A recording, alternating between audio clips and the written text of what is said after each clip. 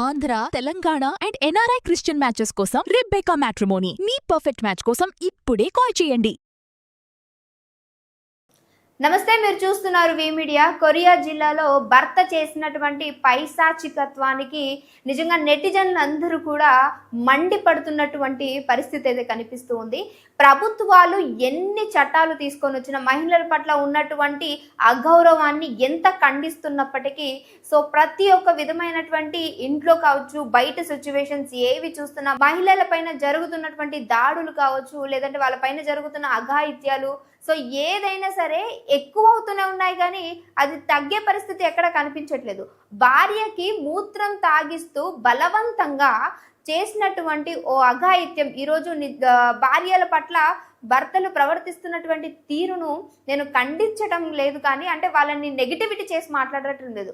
ఈరోజు ఎన్ని జరుగుతున్నప్పటికీ ఆడవాళ్ళ పట్ల జరుగుతున్నటువంటి ఈ అఘాయిత్యాలు కావచ్చు, ఈ దారుణాలు కావచ్చు, ఇంకా ఎన్ని రోజులు ఇలా సాగుతాయి అంటే గవర్నమెంట్ చెప్పినటువంటి ప్రభుత్వం రూల్స్ని కూడా పక్కన పెట్టి ఇంత దారుణంగా ప్రవర్తించే వాళ్ళు కూడా ఉన్నారు. వెనకాల ఉన్నటువంటి పిక్చర్ మీకు క్లియర్గా కనిపిస్తుందా?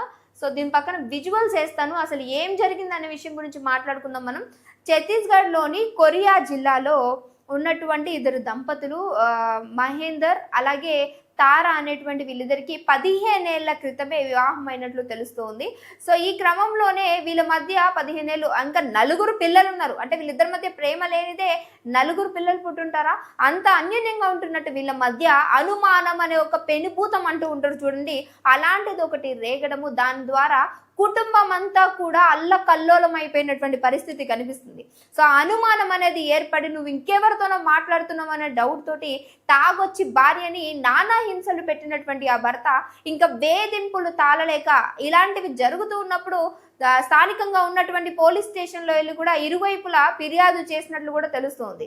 ఆ క్రమంలో పోలీసులు ఇద్దరికి నచ్చ చెప్పడము, మీ ఇద్దరి వల్ల పిల్లల జీవితాలు భవిష్యత్తు ఆగమైపోతాయని చెప్పి వాళ్ళు నచ్చ చెప్పే పరిస్థితి కూడా అక్కడ కనిపించినట్లు ఎంక్వైరీలో తెలుస్తుంది. ఈ క్రమంలోనే ఇద్దరి మధ్య ఇంకా గొడవలు కొనసాగుతూనే ఉన్నాయి, తగ్గముఖం పట్టట్లేదు అనుకున్నప్పుడు అనుమానం ఇంకా భర్తకి ఎక్కువ అవుతుందే తప్ప తగ్గడం లేదు. ఒక్కసారి మొగోడికి అనుమానం వచ్చింది అనంటే అది నిజంగా భార్య ఎంత ఇదిగా ఉన్నా సరే ఎక్కువైపోతూ అంటుంటుంది కదా. ఈ క్రమంలో ఈ సినారీలో అది బాగా వర్తించిందని చెప్పొచ్చు.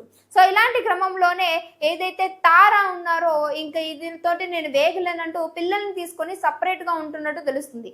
ఈ క్రమంలో మా భర్తకి ఇంకా అనుమానం ఎక్కువైపోయి ఎక్కడైతే తను ఉంటుందో ఆ ప్రదేశానికి వెళ్ళి బయటకి లాక్కొని వచ్చి మరి అంటే మీకు విజువల్స్ కనిపిస్తూ ఉంటాయి. కొన్ని గైడ్ లైన్స్ వల్ల నేను మీకు డైరెక్ట్గా చూపించకపోతున్నాను. జుట్టు మొత్తం కట్ చేసి ఆమె ముఖానికి బాడీకి అంతా కూడా బూడిద రాసేసి అలానే ఉన్నటువంటి పెట్రోల్ ఏదో డీజిల్ ఒక ఆయిల్ లాంటిది బ్లాక్ కలర్ది ఉంది, దాన్ని కూడా పైనుంచి మొత్తం ఆవిడ పైన వేసి ఇంకా దారుణం ఏంటంటే ఆయనే మూత్రాన్ని ఒక మగ్గులో పట్టి దాన్ని తాగించడానికి బలవంతం పడ్డాడు. ఇక్కడ ఇంకొక దరిద్రమైన విషయం ఏంటో తెలుసా? ఈ విజువల్స్ తీసింది మొత్తం కూడా చుట్టుపక్కల ఉన్నటువంటి జనాలు, కానీ ఎవరు కూడా ఆ యొక్క ఘాతకాన్ని ఆపేటువంటి సాహసాన్ని చేయలేకపోయారు. అంటే ఒక ఆడబిడ్డకి నిజంగా ఇలాంటి ఒక దారుణం జరుగుతుంది అని అంటే కనీసం ఆపడానికి ఎవరు కూడా రాలేదు. కనీసం అక్కడ ఉన్నటువంటి స్థానికంగా ఉన్న పోలీస్ స్టేషన్కి ఫిర్యాదు చేయడం కానీ కాల్ చేయడం కానీ కూడా ఎవరు చేయలేకపోయారు. అంటే మానవత్వం నిజంగా మంట కలిసిపోతుందని చెప్పొచ్చు. అంటే కుటుంబం గొడవల్లో వెళ్ళకూడదు అంటే ఓకే, వాళ్ళ ఇంట్లో ఏదైనా గొడవ జరుగుతుంది అన్నప్పుడు మీరు వెళ్ళకూడదు, అందులో తల దూర్చకూడదు అనడం ఎంతైతే సరైనదో, ఒక రోడ్డు పైన ఒక ఆడమ్మాయిని అంత దారుణంగా ఇంత చిత్రహింసలు చేస్తుంటే వీడియోలు తీస్తూ విన్యాసం చూస్తున్నట్టు చూస్తున్నారు, కానీ ఎవరు కూడా ఆపడానికి కానీ ఆపే ప్రయత్నం కానీ చేయలేకపోయారు. ఇలాంటి జరుగుతున్న కొద్ది అంటే మనకు అవసరం లేదులే, మన ఇంటి వాళ్ళు కాదు కదా అని అనుకుంటే దేశం ఇంతే ఇదిగా ఉంటుంది. అంటే ఇప్పుడు ఎందుకు దీని గురించి మాట్లాడాల్సి వస్తుందంటే స్థానికంగా ఉన్న వాళ్ళు కూడా ఆ దారుణాన్ని చూస్తూ ఉన్నారు, కానీ ఒక్కరు కూడా ఆపే ప్రయత్నం చేయలేకపోయారు. ఎంతో మంది ఉన్నారు. ఓ 4 వెళ్ళి వాడిని పట్టుకుంటే వాడు ఆగడా? ఖచ్చితంగా ఆగుతాడు. ఎందుకంటే కనీసం ఒక మర్యాద అనేది కూడా ఉంటుంది కాబట్టి నేను ఇంత దారుణంగా ప్రవర్తిస్తున్నానని ఎవరన్నా వెళ్ళి చెప్పే ప్రయత్నం చేస్తుంటే బాగుండేది. లేదు అంటే ఇప్పుడు ఎవరైతే తారా చూసుకుంటే నాకు ఎలాంటిది కూడా ఇలా వివాహేతర సంబంధం కానీ అక్రమ సంబంధాలు కానీ నాకు లేవు, నేను ఎవరితో మాట్లాడటం లేదు అని చెప్పి తారా చెప్తూ వాపోతుంది. అంటే గతంలో కూడా నా మీద ఇలాంటి వివాహేతర సంబంధాలు అనుమానంతో కూడినటువంటి టార్చర్ పెట్టడం నేను భరించలేక తెలియకే ఇంట్లో నుంచి బయటకు వచ్చి నా పిల్లలతో జీవనం కొనసాగిస్తూ ఉన్నాను. ఇలాంటి క్రమంలో ఇంకొక దారుణం ఏంటంటే, మీకు ఇక్కడ పిక్చర్ లో కనిపిస్తుంది కదా ఒక అమ్మాయి. సో వాళ్ళ అంటే రిలేటివ్స్ సంబంధించిన వాళ్ళలో అమ్మాయి కూడా ఉంది. ఇంకొక ఆడదాయి ఉండి ఇంకొక ఆడదానికి ఇంత దారుణంగా ప్రవర్తిస్తున్నప్పుడు, అరే కనీసం ఇది తప్పరా, ఈ విధంగా కాదు, నీకు నచ్చట్లేదు, నీకు అనుమానం ఉంది అని అంటే అది ఏ విధంగా మనం తెగొట్టుకోవాలో అదే విధంగా మాట్లాడుకోవాలి. కానీ అమ్మాయిని ఇంత దారుణంగా చేయడం అనేది సరైన పద్ధతి కాదు. ఇంకెన్ని అక్రమాలు జరుగుతూ ఉంటాయి, దాడులు జరుగుతూ ఉంటాయి, అత్యాచారాలు జరుగుతూ ఉంటాయి, హత్యలు జరుగుతూ ఉంటాయి. ఆడవాళ్ళ పట్ల జరిగేటువంటి అక్రమాలు నిజంగా రోజు రోజుకి పెరుగుతూనే ఉన్నాయి, కానీ తగ్గి ముఖం పట్టేటువంటి పరిస్థితి ఎక్కడ కూడా కనిపించట్లేదు.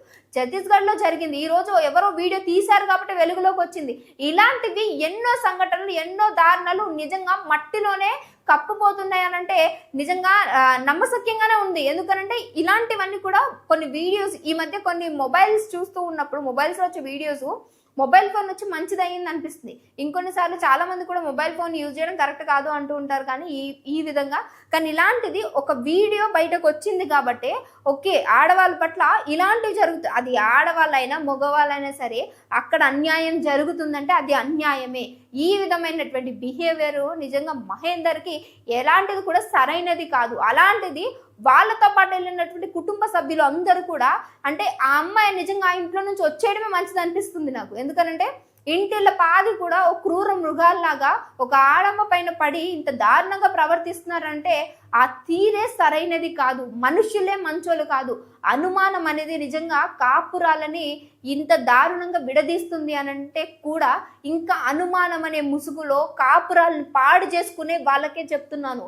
సో ఇలాంటి దారుణాలు చేసే ముందు, ఇలాంటి దారుణమైనటువంటి బిహేవ్ చేసే ముందు ఓ కంట కనిపెట్టుకోండి. అది ఎవరితో మాట్లాడుతున్నాము, ఎదురుగా ఉంది నీ భార్య లేదా ఎదురుగా ఉంది నీ భర్త, వాళ్ళపైన ఎలాంటి అనుమానం అనేది మనము మాట్లాడగలుగుతున్నాం, ఏ సిచ్యువేషన్కి. ఇప్పుడున్నటువంటి మహేందర్ ఈ దారుణమైన సంఘటన చేసి అక్కడి నుంచి వెళ్ళిపోయిన తర్వాత తారా స్థానికంగా ఉన్నటువంటి పోలీస్ స్టేషన్కి వెళ్ళి ఫిర్యాదు చేసింది. సో ఇలాంటి దారుణాలు చూసి ఇలా మాట్లాడాలంటే కూడా మనసు రావట్లేదు. ఎందుకంటే రోజు రోజు సమాజంలో దారుణాలు ఎక్కువైపోతూ ఉన్నాయి.